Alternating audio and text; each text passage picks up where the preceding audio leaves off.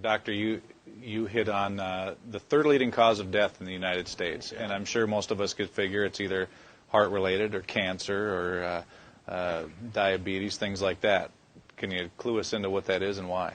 Yeah, okay, and thank you for asking that, because this is the 10,000-pound gorilla in the room that nobody's talking about. The third leading cause of death, as published in the Journal of the American Medical Association, is MD-directed treatments.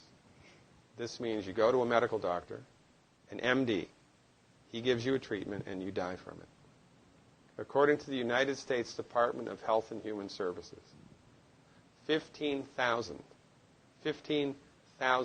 Medicare patients a month are killed by MD treatment, and nobody goes to jail. A handful of terrorists fly 2 planes into the Twin Towers. 3,500 people die, and we go to war.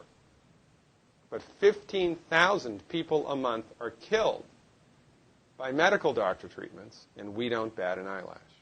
This is because we have been, I don't want to say brainwashed, that's not the correct term, but we have been, for the last 100 years,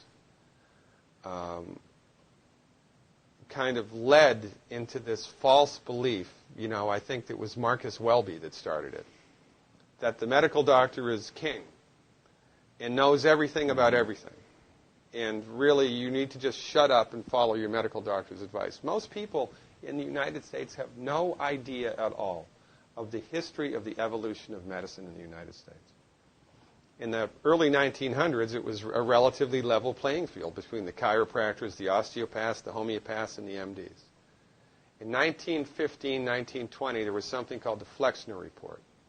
The Carnegie Corporation funded this man named Abraham Flexner. He went all around the country, and he went on stagecoach and train and horseback. This was before the interstate highway system, right? It took Flexner 5 years to do this. He went all around the country and did an inventory of all of the medical schools that prescribed drugs.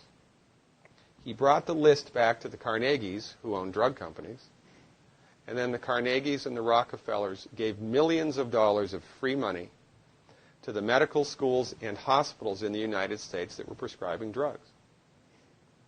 That was the beginning of the end. After the Flexner Report, there was no more level playing field in the United States.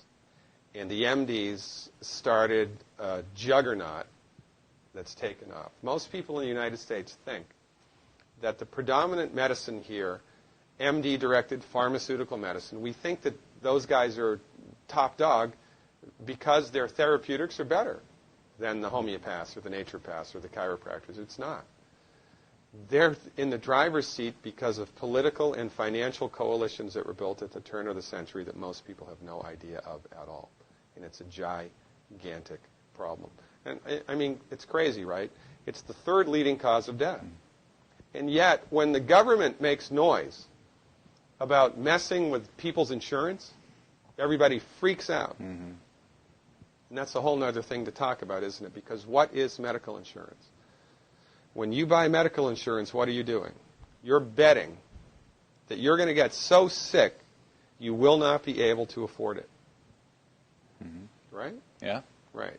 And then, so you pay good money every month to gain access to a system of medicine that's the third leading cause of death in the United States. We need our heads examined, quite frankly. That's why we give, Dr. Wallach and myself collectively, we give 400 free lectures a year.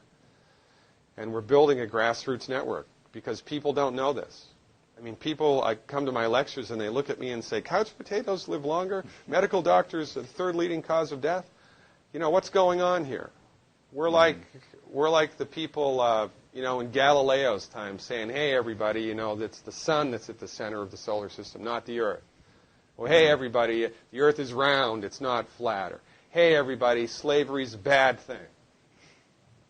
Right? This is we have a social agenda here. Why do we have a social agenda? Because people are suffering needlessly. You wouldn't believe, as God is my witness, you would not believe the things that I've seen people recover from in holistic medicine. The body's ability to fix itself is remarkable. And most of the time, all that the body needs to do that is the raw materials that it needs to do that. And we need to stop eating food that's hurting the body.